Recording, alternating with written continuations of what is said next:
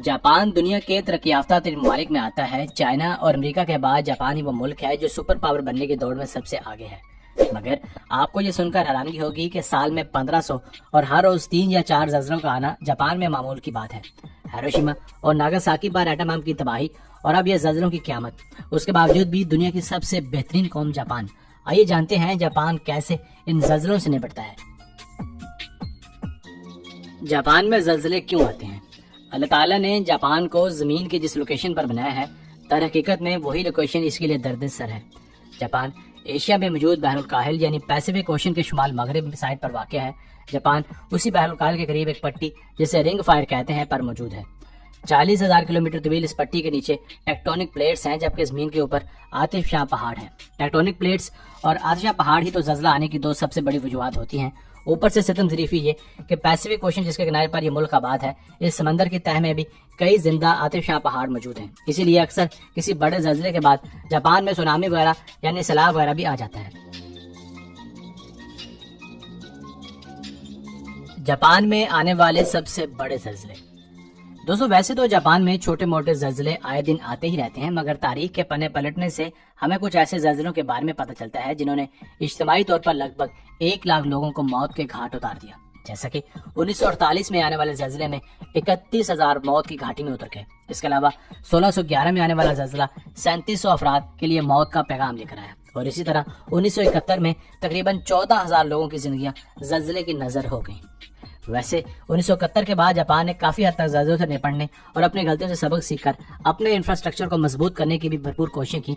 1971 के बाद कोई ऐसा बड़ा ज़लज़ला तो जापान में नहीं आया, मगर मार्च 2011 में सोया शेर फिर से जाग गया और जापान रेक्टर स्केल पर 9.1 शिद्दत के ज़लज़ले से काम उठा। इस ज़लज़ले से रहती सहती कसर सुनामी ने निकाल दी और फिर इस क़यामत को 19,000 लोगों ने अपनी जान देकर ठंडा किया। जापान ज़लज़लों से कैसे निपटता है? कहा जाता है कि जापान में पहला ज़लज़ला आज से तकरीबन 2000 साल पहले आया था। चूंकि किसी भी इलाके में ज़लज़लों की वजूहात और उन पर कंट्रोल के लिए पहले की इसकी तारीख को जानना बहुत ज़रूरी होता है। इसीलिए जापान ने बाकायदा एक अदारा बनाया जिसका काम ज़लज़लों पर तहकीक करना और इनको कंट्रोल करना था। इन्होंने सबसे पहले ज़लज़ले की तारीख को पढ़ना शुरू किया और फिर इसको समझते हुए लातादाद बेहतरीन इस्लाहात की। आइए एक नज़र डालते हैं उन इक़दामात पर जो जापान को ज़लज़ला प्रूफ बनाते हैं।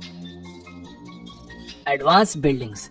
जापान को जो खतरा सबसे ज्यादा था वो था बिल्डिंग्स के गिरने से हलाकतों का खतरा। जब ज़लज़ला आता तो लातादाद लोग बिल्डिंग्स गिरने से मारे जाते, जिनमें से कुछ लोग तो बिल्डिंग के अंदर होते और कुछ मलबे के नीचे आकर जान की बाजी हार जाते। जापान ने इसको भी बड़े अच्छे तरीके से कंट्रोल किया। अब आप जापान में बिल्डिंग मुकम्मल तौर पर अपनी मर्जी से नहीं बना सकते, बल्कि इसके लिए हुकूमत के लागू किए गए कानून फॉलो करना जरूरी है। जैसा कि बिल्डिंग के पहले और दूसरे और इसी तरह बाकी फ्लोर्स के दरमियान गैप होना जरूरी होगा। छोटे मकानात को लकड़ी से बनाया जाएगा, क्योंकि लकड़ियां पत्थर या सीमेंट से बनी इमारतों की निस्बत ज़लज़ले का ज्यादा बर्दाश्त कर सकती हैं। पहले इमारतों की हद ऊंचाई 31 मीटर रखी गई थी, मगर बाद में इसको खत्म कर दिया गया और हर कोई अपने हिसाब से अपनी बिल्डिंग बना सकता है। बहरहाल कमर्शियल और रहायशी बिल्डिंग्स के लिए एक हद रखी गई है और यह हद हर इलाके के हिसाब से चेंज होती रहती है। Emergency alert system. तरक्की याफ्ता ममालिक का यही तो मजा है कि यहाँ आपको पहले से ही पता चल जाता है कि क्या होने वाला है। जापानी हुकूमत ने मुख्तलिफ मोबाइल फोन ऐप्स मुतारफ करवाई हैं जिनके जरिए लोगों को पता चल जाता है कि अभी ज़लज़ला आने वाला है। मतलब कि माहिरीन उनको पहले से ही अलर्ट कर देते हैं। इसके अलावा जापान में चलने वाली ट्रेनों में भी ज़लज़ले को डिटेक्ट करने वाले आलात नस्ब किए गए हैं। जैसे ही ट्रेन को पता चलता है कि आगे मैं जिस रूट से गुजरने वाली हूँ वहाँ ज़लज़ले की पेशन गोई है, तो वो वहीं ब्रेकें लगा देती है। जापान में रेलवे ट्रैक्स भी इसी हिसाब से बनाए गए हैं। और तो और जब ज़लज़ले की आमद की खबर मिलती है तो फौरन उन इलाकों की बिजली और गैस के कनेक्शन ऑफ कर दिए जाते हैं, ताकि ज़लज़ले के बाद किसी किस्म का शॉर्ट सर्किट या आग लगने जैसे वाकयात का सामना ना करना पड़े। Water discharge tunnel. हम पिछले 75 सालों में रो के मर गए कि डैम बनाओ, मगर जापान ने इस बात को अगले ही लेवल पर पहुंचा दिया है। यहाँ दुनिया की सबसे बड़ी टनल मौजूद है जो पानी को जखीरा करने की सलाहियत रखती है। साल 2006 में इसे $3 बिलियन की लागत से तामीर किया गया। जब शहर में सुनामी वगैरह आता है तो पानी इस टनल में इकट्ठा हो जाता है, जिसको बाद में तरक्याती कामों जैसे कि बिजली बनाने या पानी की बाकी जरूरियात पूरी करने के लिए इस्तेमाल किया जाता है।